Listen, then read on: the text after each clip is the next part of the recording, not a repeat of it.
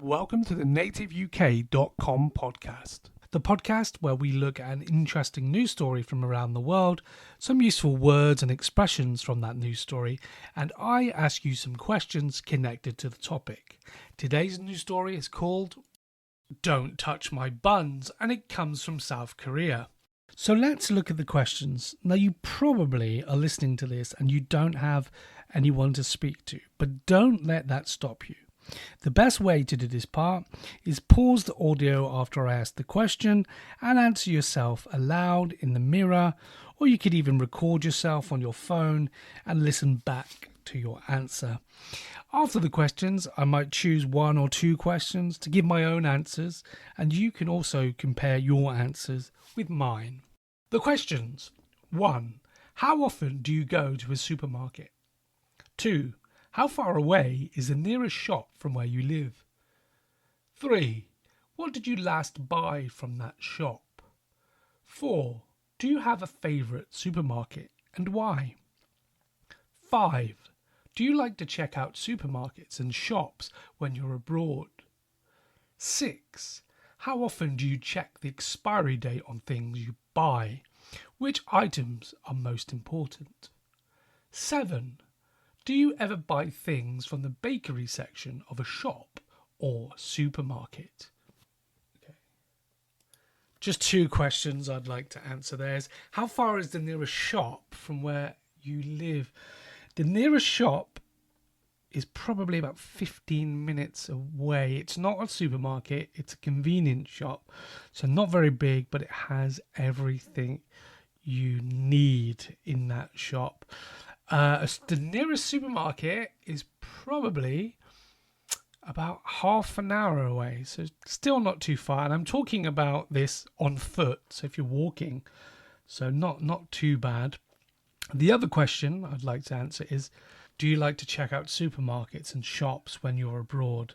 Yes, I think this is brilliant, actually. I think I don't know if that sounds sad, but one of the best things is going to a supermarket in another country and comparing the different products that they have, especially the prices as well, to see how if something is cheaper or more expensive than in your country. So I love going to supermarkets in foreign countries.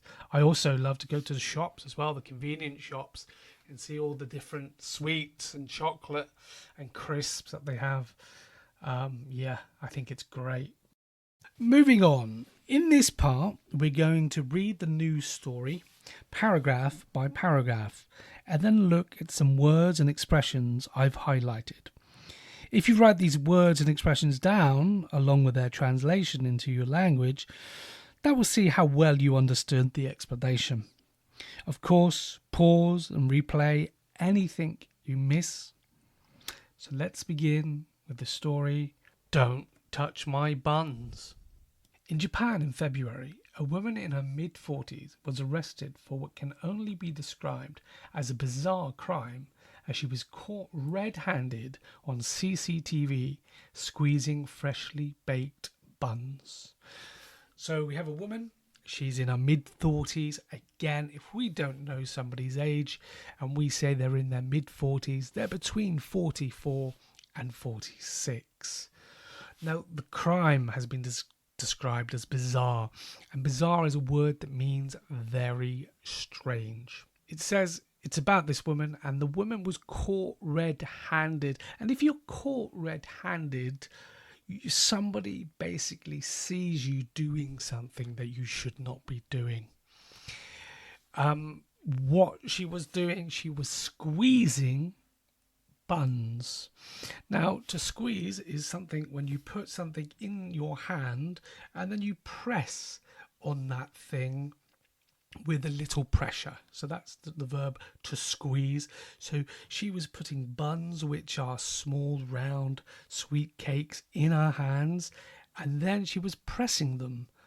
Police in Fukuoka confirmed they had arrested the culprit for criminal damage after the shop worker at Lawson convenience store made the call to police, which resulted in the arrest. So we've only got one word there, really. They arrested the culprit, and a culprit is the person who is responsible for a crime.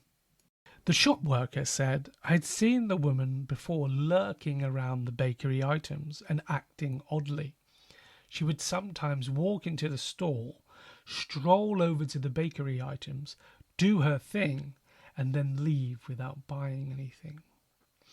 So the woman was seen before lurking, and if you're lurking, you're standing around an area, usually because you're up to no good. He said she was also acting oddly, and if you act oddly, it means your behaviour is strange.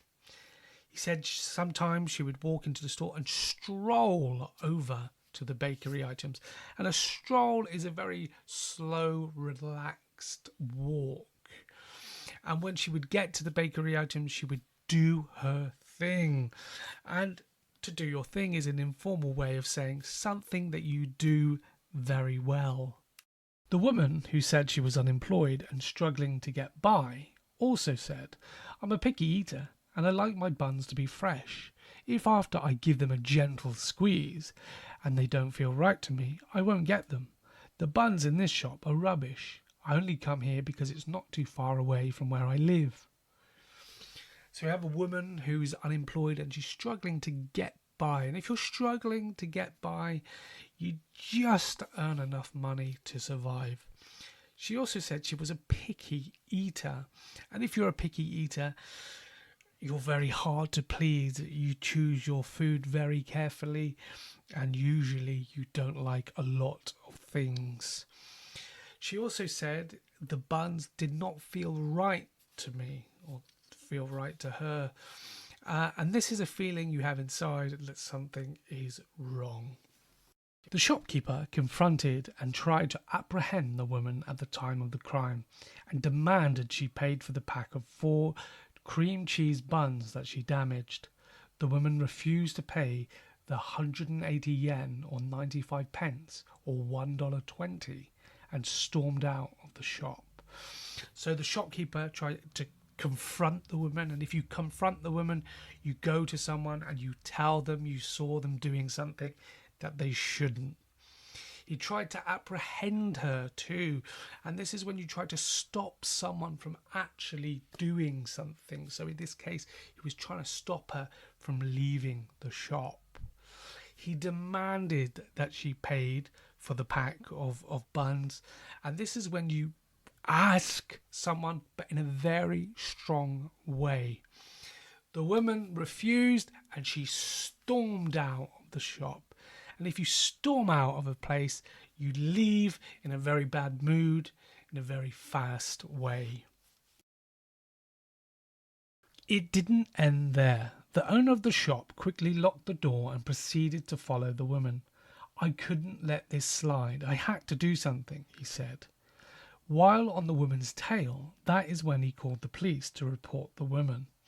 The shopkeeper followed the woman for about 1 kilometre before giving the address to the police to take over. Now, the man said he couldn't let this slide. Now, if you can't let something slide, it means you can't forget it, you can't accept it. He also was on the woman's tail for around 1 kilometre, and if you're on someone's tail, it means you're following them very closely. Japan is no stranger when it comes to things other countries raise their eyebrows at. A couple of years ago, 2 men were arrested for what they called sushi terrorism. So just 2 phrases we got there: to be no stranger to something, and this is when something is familiar and it's quite normal for you. So in Japan, this story isn't really strange because they're no stranger to hearing about such stories. The other phrase we have is to raise your eyebrows at something. And if you raise your eyebrows at something, it basically shows you think something is quite strange or unusual. So if somebody told you about this story, you'd probably raise your eyebrows at it. But in Japan, probably not, because they're no stranger to such stories. Now I'm going to read the article in full. Try and follow along, listening out for those words and expressions we've already looked at, and see if they make sense with your translations. In Japan in February, a woman in her mid-40s was arrested for what can only be described as a bizarre crime as she was caught red-handed on CCTV squeezing freshly baked buns. Police in Fukuoka confirmed they had arrested the culprit for criminal damage after the shop worker at Lawson convenience store made the call to police, which resulted in the arrest.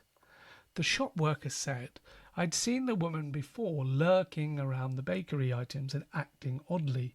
She would sometimes walk into the store, stroll over to the bakery items, do her thing, and then leave without buying anything." The woman, who said she was unemployed and struggling to get by, also said, "I'm a picky eater and I like my buns to be fresh. If after I give them a gentle squeeze they don't feel right to me, I won't get them. The buns in this shop are rubbish. I only come here because it's not too far away from where I live." The shopkeeper confronted and tried to apprehend the woman at the time of the crime and demanded she pay for the pack of 4 cheese cream buns that she damaged. The woman refused to pay the 180 yen or 95 pence or $1.20 and stormed out of the shop. It didn't end there. The owner of the shop quickly locked the door and proceeded to follow the woman. "I couldn't let this slide. I had to do something," he said. While on the woman's tail, that is when he called the police to report the woman. The shopkeeper followed the woman for 1 kilometer before giving the address to the police to take over. Japan is no stranger when it comes to things other countries raise their eyebrows at. A couple of years ago, 2 men were arrested for what they called sushi terrorism. I'm going to ask you some questions about the news story we've just read. Pause after each question and give your answer. 1. What do you think should happen to the woman? 2. What would happen if this happened in your country? 3. Do you think the shop worker was right to follow the woman? 4.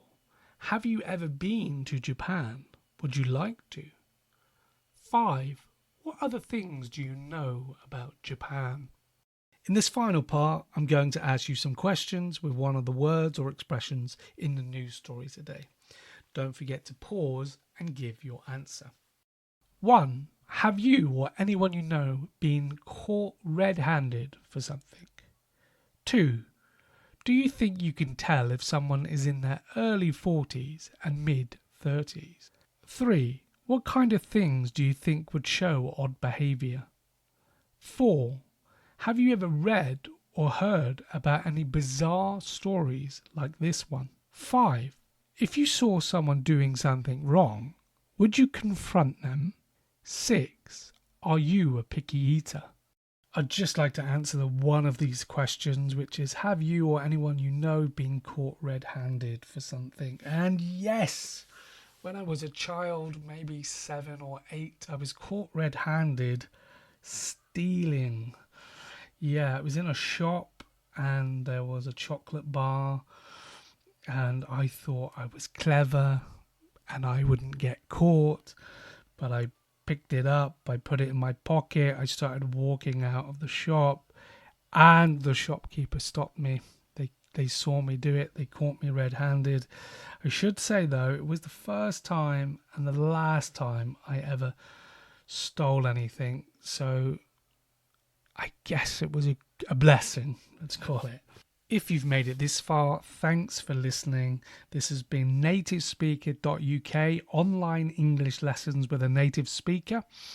And for your speaking practice, visit www.onlineenglishspeakingclub.com as they offer free online English speaking clubs, which is perfect to practice your English speaking skills, especially when you have no one to speak to.